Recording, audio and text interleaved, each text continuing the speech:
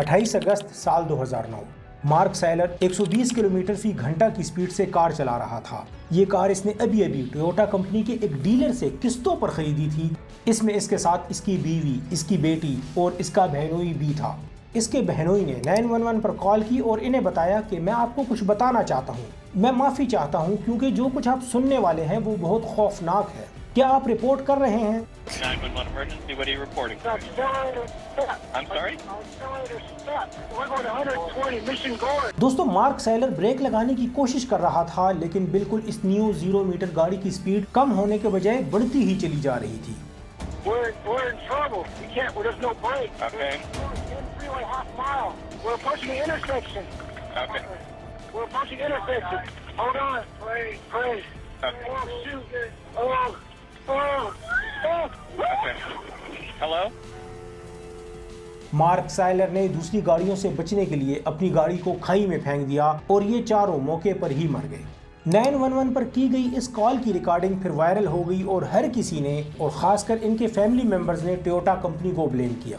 911 पर की गई ये कॉल सिर्फ 17 सेकंड्स की थी, लेकिन इस कॉल की रिकॉर्डिंग ने टोयोटा कंपनी के एग्जीक्यूटिव्स की नींदें उड़ा दी। इस कॉल की वजह से टोयोटा कंपनी के लिए बहुत से मसाइल पैदा हो गए। कुछ ही दिन में इस तरह के और भी केसेस रिपोर्ट हुए और टोयोटा कंपनी के बहुत से सारिफीन ने टोयोटा के खिलाफ कंप्लेंट्स दर्ज करवाना शुरू कर दी और फिर अगले 5 सालों में टोयोटा की कार्स में तकरीबन 90 से ज्यादा लोग इसी तरह किसी न किसी हादसे का शिकार होकर मर गए। दोस्तों, इसके बाद तो हर तरफ से टोयोटा कंपनी पर सिर्फ इल्जाम ही लगना शुरू हो गए। इन्होंने खुद को बचाने के लिए 2 सालों में 1 करोड़ से ज्यादा फरोख्त की गई कारों को वापस मंगवाया और उन्होंने इस सब के लिए $1.2 बिलियन अदा किए और इन्होंने अमेरिकी हुकूमत को भी $1.1 बिलियन जुर्माने के तौर पर अदा किए। लेकिन दोस्तों, मार्क सैलर के केस में गलत क्या हुआ था और क्या वाकई में इनकी मौत टोयोटा कंपनी की गलती की वजह से हुई थी? दोस्तों, डू यू नो की वीडियोस में एक मरतबा फिर से खुशामदीद।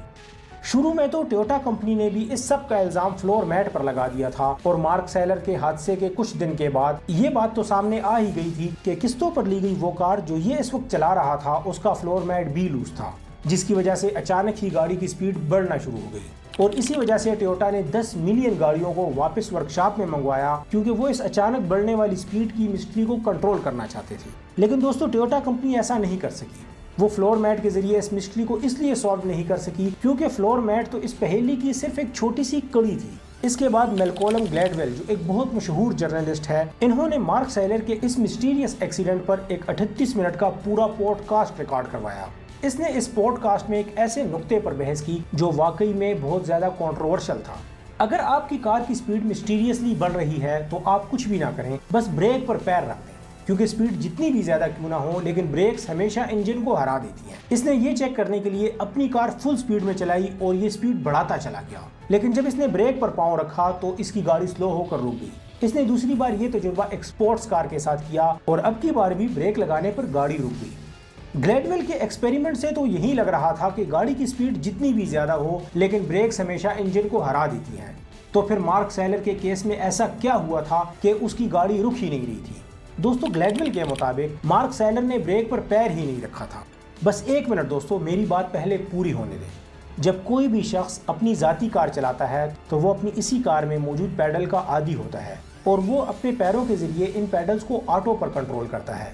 इन 90 अफराद के एक्सीडेंट में एक बात कॉमन थी और वो ये थी कि इनमें से हर एक ने कार न्यू खरीदी थी और कोई भी इस कार को चलाने का आदी नहीं था। दोस्तों, लोग हमेशा ये एक गलती करते हैं कि वो किसी भी गाड़ी को मुकम्मल जाने बगैर इसमें बैठकर ड्राइव करना शुरू कर देते हैं, जिसको वो चलाने के आदी ही नहीं होते। और फिर जब वो ब्रेक दबाने के लिए अपना पाँव ब्रेक पर रखते हैं तो गलती से वो अपना पाँव ब्रेक की जगह एक्सीलेटर पर रख देते हैं। इसे पैडल एरर भी कहते हैं। लेकिन मार्क सैलर ने ब्रेक पर पाँव रखा था और ये पैडल एरर नहीं था, बल्कि ये टोयोटा कंपनी की गलती थी। ग्लैडवेल की थ्योरी भी ठीक थी, लेकिन इसे टोयोटा कंपनी की कार्स का वो एरर नहीं मालूम था जिससे हादसे में शिकार हुए इन लोगों का वास्ता पड़ा था। दोस्तों, आप ये जानकर हैरान रह जाएंगे कि मार्क सैलर ब्रेक दबा रहा था, लेकिन उस वक्त कुछ और हो रहा था। मैल्कोलम ग्लैडवेल ने इस पहेली की असल कड़ी को नजरअंदाज कर दिया था। Power assisted brakes. ये ब्रेक्स असल में इंजन से पावर लेने के लिए डिजाइन की गई थी, लेकिन इनमें एक खामी थी। गाड़ी चलाने के दौरान जब कोई भी शख्स पहली मर्तबा ब्रेक दबाता था तो गाड़ी की स्पीड कम हो जाती थी लेकिन अगर वो इस गाड़ी को मुकम्मल रोके बगैर ब्रेक से पांव हटाकर गाड़ी को चलने देता था तो इस सूरत हाल में दोबारा ब्रेक दबाने से ब्रेक नहीं लगती थी। Let's see what happens if you lift your foot off the brake in this situation. Again, wide open throttle, 60 miles per hour, hitting the brakes, car's slowing down. I'm going to lift off my brakes just once and then back down. I've lost power assist. I cannot slow this vehicle down. I'm pushing all my might. I'm going 40. Say I lift off my brake again and pump them. Now I'm going 60. Cannot slow down the vehicle. Lift off again. 80 miles an hour. I'm powerless to slow this vehicle down. दोस्तों mark seller के साथ भी ऐसा ही हुआ था। वो pedal error का शिकार नहीं हुआ था, बल्कि हकीकत में वो टोयोटा कंपनी की गलती की वजह से इस हादसे का शिकार हुआ था। दोस्तों डू यू नो चैनल की बाकी वीडियोस की तरह इस वीडियो को भी लाइक करने का और अपने फ्रेंड्स के साथ शेयर करने का बेहद शुक्रिया। मिलते हैं एक और शानदार वीडियो में।